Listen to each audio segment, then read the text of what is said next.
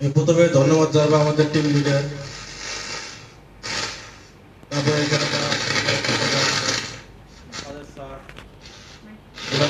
Sir এবং পিপুল sir, আমরা আজকে অনেক কিছু শিখতে পারলাম।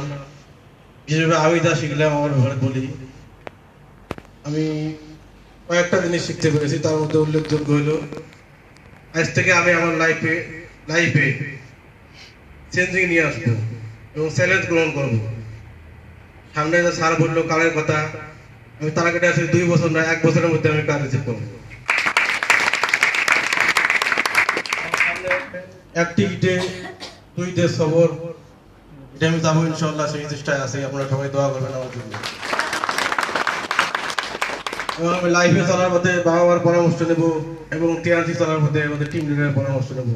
এই বলে আমার বক্তব্য ছিল। আসসালামু আলাইকুম।